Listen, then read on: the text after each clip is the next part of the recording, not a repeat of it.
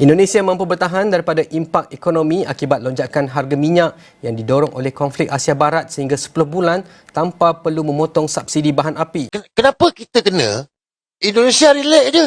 Why? Untuk amankan minyak, ya gue harus kemana-mana.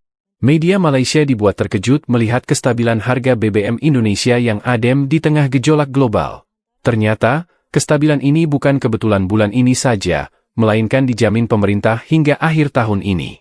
Ini berkat strategi Jitu, diplomasi energi cerdas Indonesia. Langkah nyata Presiden Prabowo Subianto, yang baru-baru ini mengamankan stok minyak dari negara mitra kuat seperti Jepang dan Rusia, menjadi kunci ketahanan energi nasional. Jaminan pasokan dan harga stabil ini membuat para pengamat di Malaysia terheran-heran. Fenomena ini memicu gelombang protes dan kritik dari publik jiran yang mendesak pemerintah mereka untuk meniru keberhasilan Indonesia dalam melindungi rakyat dari kenaikan harga bahan bakar. Indonesia mampu bertahan daripada impak ekonomi akibat lonjakan harga minyak yang didorong oleh konflik Asia Barat sehingga 10 bulan tanpa perlu memotong subsidi bahan api. Menteri Penyelaras Hal Ehwal Ekonomi Airlangga Hartarto pada Isnin memaklumkan subsidi bagi diesel dan bahan api lain akan diteruskan sehingga akhir tahun 2026. Harga minyak mentah dunia telah meningkat melebihi $100 Amerika setong sejak serangan ke atas Iran oleh Amerika Syarikat dan Israel pada akhir Februari lepas. Sebagai negara pengimport bersih minyak, Indonesia memberikan subsidi besar kepada bahan api domestik bagi mengekalkan kestabilan ekonomi, mengawal inflasi serta melindungi kuasa beli isi rumah berpendapatan rendah daripada ketidaktentuan harga minyak global. Belanjawan 2026 sebelum ini mengandaikan harga minyak global pada $70 Amerika setong.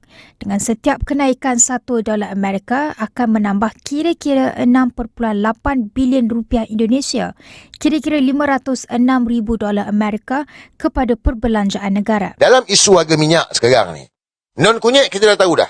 Baik dia gunakan mereka-mereka nampak macam pakar, kan? Wakil Petronas pun bercakap. Orang-orang kerajaan dikerahkan untuk bercakap. Ini krisis global, kita bukan pengeluar minyak. Betul tak? Sampai dia kata, kita sekarang ni dah eksporter dah, kita lagi bukan ni lagi dah. Kita dah pula sekarang ni kita import pula dah. Kita bukan ekspor. Alamak. Minyak kita tak cukup. Non-kunyit pula bagi tahu. Bulan 4, bulan 5 ada. Bulan 6 tak tahu lagi.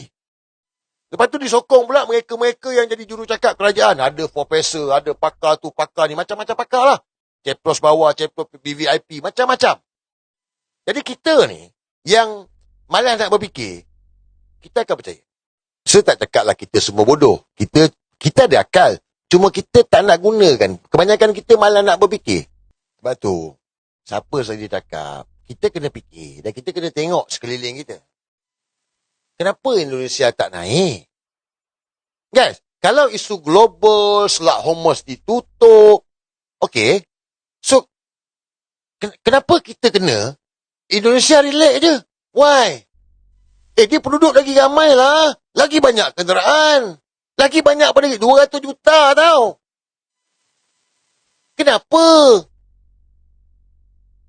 Apa, Indonesia minyak dia lalu dekat selat mana? Samalah juga.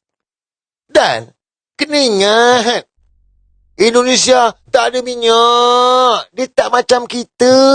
Kita ada minyak. Malaysia negara pengeluar minyak, guys. Indonesia adalah Pertamina. Tak sama macam kita. So, cuba kita fikir. Macam mana Indonesia boleh kekalkan subsidi sampai hujung tahun?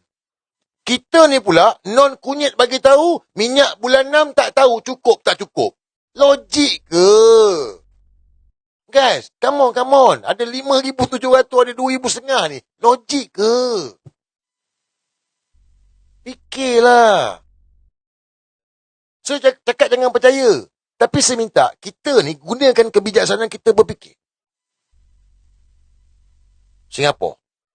Tak ada kecoh pun pasal harga minyak. Padahal dia langsung tak ada minyak. Beli dengan kita. Fikirlah, guys. Kita, macam cakap lah.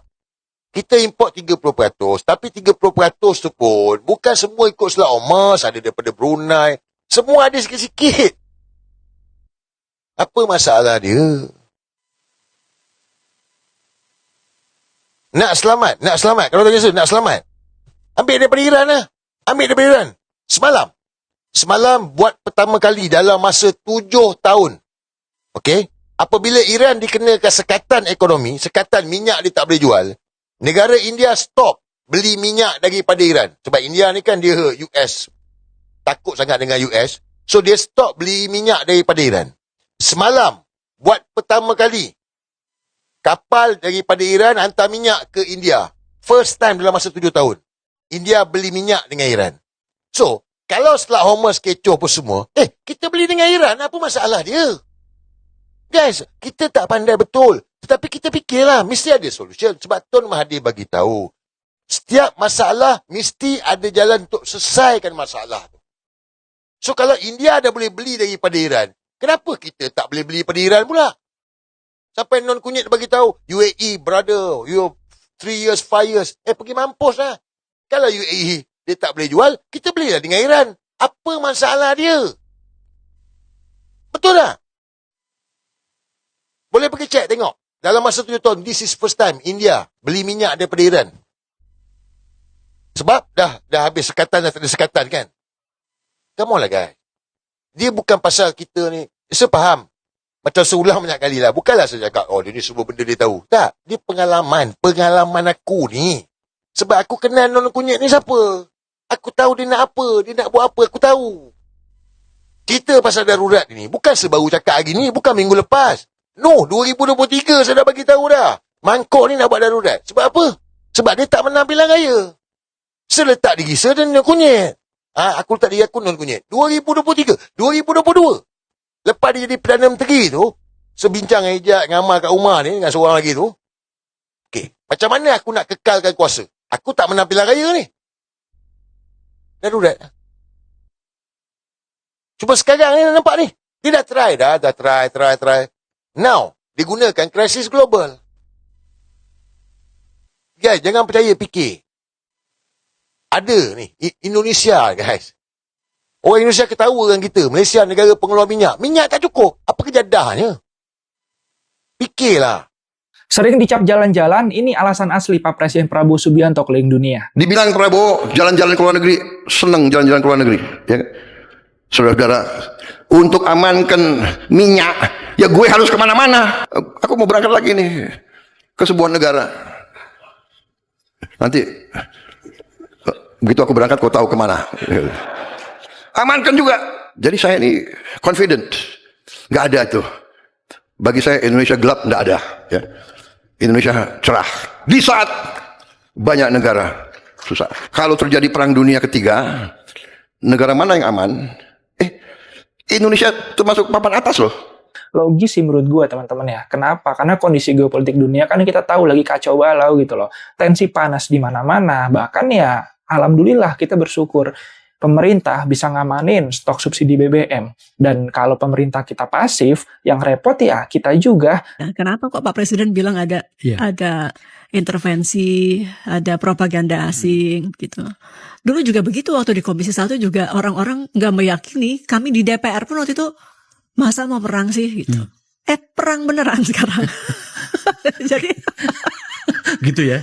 Iya. Naluri militernya kali ya? 9 fraksi waktu itu awalnya mempertanyakan, masa benar iya yang disampaikan Pak Menhan ini? Kecuali Gerindra ya, kita mau perang ini masa iya benar? Dan kejadian gitu. Makanya contoh kayak akhir Maret kemarin, beliau ngebut ke Jepang sama ke Korea Selatan dan terbukti. Gue juga kemarin udah sempat bikin kontennya tuh. Bahkan kris sudah bisa berlaku di Korea, bahkan bawa pulang investasi kurang lebih 400-500 triliun rupiah.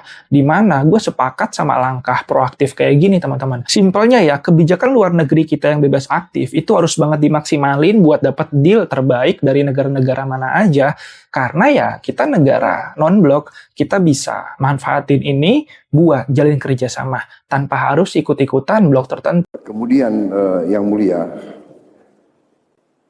saya juga datang untuk konsultasi karena situasi geopolitik dunia mengalami perkembangan dan perubahan yang sangat cepat. Kami memandang bahwa Rusia telah berperan sangat positif dalam menghadapi kondisi geopolitik yang penuh ketidakpastian ini. Karena itu kami merasa sangat perlu untuk konsultasi bagaimana kita hadapi situasi ke depan, dan terutama kalau bisa kita terus mempererat kerjasama terutama di bidang ekonomi dan energi. Begitulah realitanya, kedaulatan energi bukan sekadar soal cadangan, melainkan keberanian mengolah potensi sendiri demi tegaknya harga diri bangsa kita.